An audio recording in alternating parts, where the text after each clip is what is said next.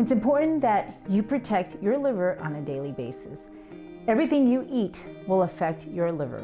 Here are 5 bad habits that make your liver sick. Number 1, taking drugs. Don't do drugs. All drugs will affect the liver, and some more than others. The most common drug toxic to the liver is acetaminophen or paracetamol. This is the most common pain reliever used around the world. Over the counter, you will find it sold alone or in combination with migraine relievers, allergy medications, or cold medications. These also come in prescription form, paired in a combination with prescription medications such as these. Everyone has a different threshold of toxicity, but most people can get severe and potentially irreversible liver damage if you take over 4 grams of acetaminophen within 24 hours. This is not difficult to do if you're taking a lot of any one of these medications or a combination of over-the-counter and prescription medications together. And no, you may not have any symptoms or signs until it is too late. So this is why you should always tell your prescriber and your pharmacist all of your over-the-counter medications, your herbal medications, as well as your prescription drugs. Did you talk to a doctor? We won't know the safe amount to prescribe to you if we don't know what else you are taking. If you think you have acetaminophen toxicity, please see your doctor right away.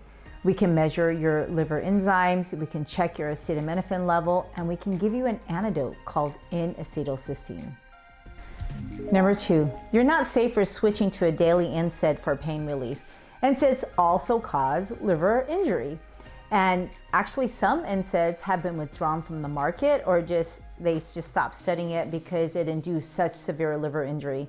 Typically, it's a little bit longer. It takes about 1 to 3 months of taking an NSAID consistently to cause liver injury, but some reports of severe liver toxicity have happened over a year, in fact, up to 15 months.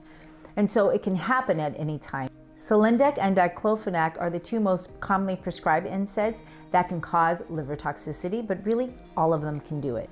If you're a female, if you're older, if you have a chronic viral infection, or if you're taking other things that cause liver injury, you will be more susceptible to NSAID-induced liver toxicity. So it is always best to avoid all other toxic agents when you are taking NSAIDs. I have friends who drink every night, and let me tell you, even if you drink a glass of wine, no amount of alcohol is acceptable for your liver. And drinking beer?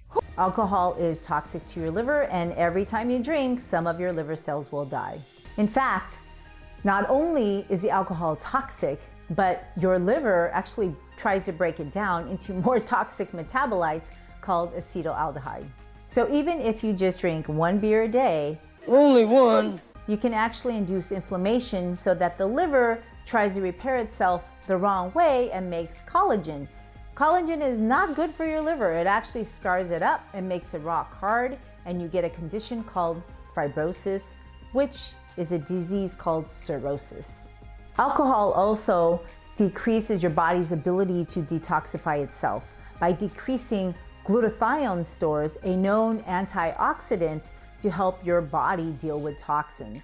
Not only that, but it also decreases vitamin A and vitamin E levels that we also know are important for your health. But just taking vitamin A and vitamin E by itself has not been shown to be protective. In addition, alcohol disturbs your gut microbiome, makes you get leaky gut, what actually makes more toxin go in your system from your food as well as from your gut by itself. They're called endotoxins that actually induce more inflammation to drive more disease and destruction to your liver.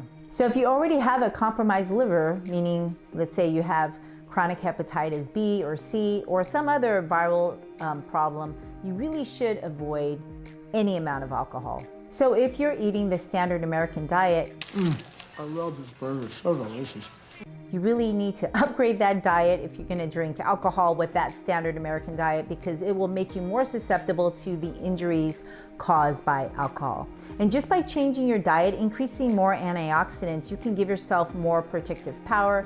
Of course, it's always best not to drink, but if you are like a social drinker and you don't want to feel left out, and you occasionally do alcohol, really upgrade your food and increase the antioxidants in the nutrition of your food, as well as consider drinking a little bit of coffee, because there have been studies that have shown that coffee is actually protective in the long term against people who actually drink alcohol on a daily basis.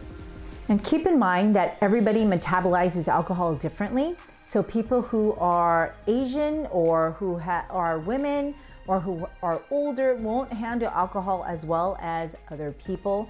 If you have genetic variations where you're lacking these enzymes, you also won't metabolize alcohol as well. And this will make you more susceptible to the toxic effects of the alcohol in your beverage. Let me tell you a little bit more about the toxin acetaldehyde. It is actually a known carcinogen. Small amounts are actually found in nature in ripened fruits. Have you ever eaten an over-ripened banana? It tastes a little alcohol-y. That's what you're tasting. I used to eat them. Now I just throw them away. Actually, the food industry actually uses acetaldehyde to flavor some of the food and beverages that you're eating and drinking. Just so that you know, smoking cigarettes and burning wood, such as burning a wood spatula or burning wood in your fireplace, also makes acetaldehyde. When you inhale it, it is known as an irritant, but it can be toxic when you eat it. And certain people, especially these people with genetic variants, are at higher risk of acetaldehyde toxicity.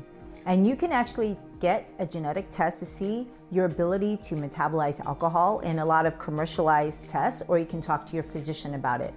If you have any of these variants, you may want to consider avoiding fermented foods as well as alcohol. Honestly, I just assume my body can't handle it because I'm female and I'm Asian, so I avoid fermented foods. As an infectious disease physician, I prescribe a ton of antibiotics because my patients have life-threatening illnesses that require them. And just about everyone on antibiotics expect to have loose stools.